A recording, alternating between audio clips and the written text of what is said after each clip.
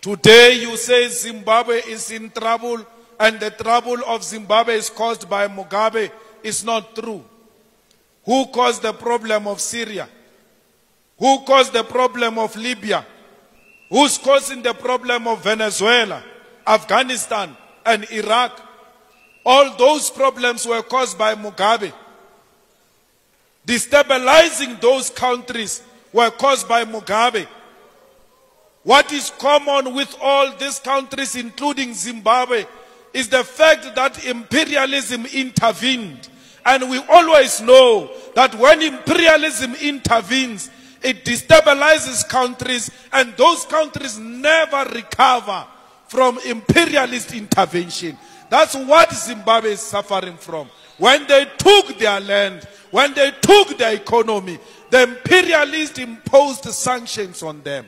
We challenge imperialism, lift the sanctions, and let's see if black people will never run a successful economy.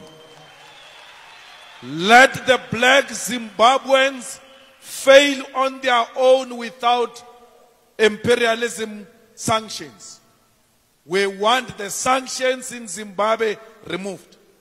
I want to tell you now that one day when those sanctions are removed, some of you who are beating up Zimbabweans here, some of you who are hating on Zimbabweans here, you are going to work for them.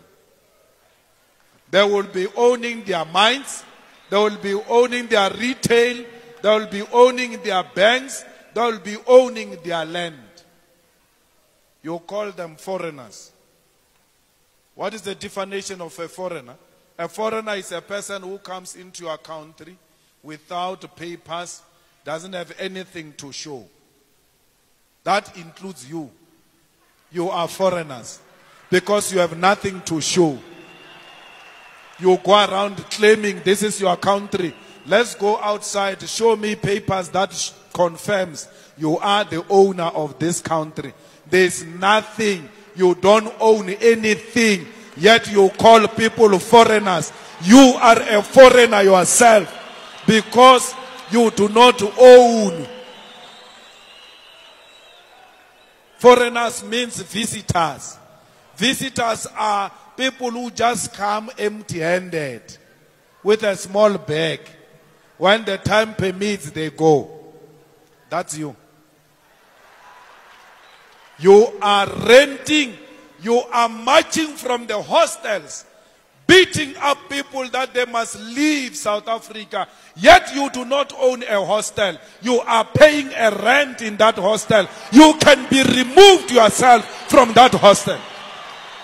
You are telling people to leave your country. You come from an apartment. You come from a flat. You come from a house. You have no paper. When you return back home after taking out Zimbabweans, the white man will be at the door showing you the way out of the rented flat, out of the rented house, out of the rented apartment.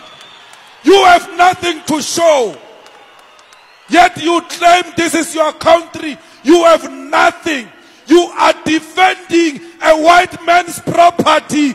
This South Africa is owned by a white man. This South Africa is controlled by the white man. Don't tell me this is your country. When people are burning buildings, you are rushing protecting them. Those are not your buildings. Those are white man's buildings. You have nothing. Stop hating on your future employers. These people are going to hire you. They are the most polite people. Even when they are educated, they still work for small jobs that pay nothing. They don't have pride. They know that you have to work to serve and feed your families. That's why they are here. One day, like it almost happened in Cuba when Obama wanted to lift the embargo against Cuba. One day it is going to happen. I pray to the ancestors of the revolution that it happens when I'm still alive. so that I can replay these videos and say, I warned you about harassing your future employers. I warned you about exploiting the people who are going to share their land with you because they've done it before. Why didn't Mugabe take the land immediately? He waited for you to get your freedom. Because had Mugabe take the land immediately, it would have caused a serious problem to a point where South Africa will not be liberated. They were a frontline state. They gave us a passage. They accommodated us. We stayed in their homes. They gave us food. They gave us shelter.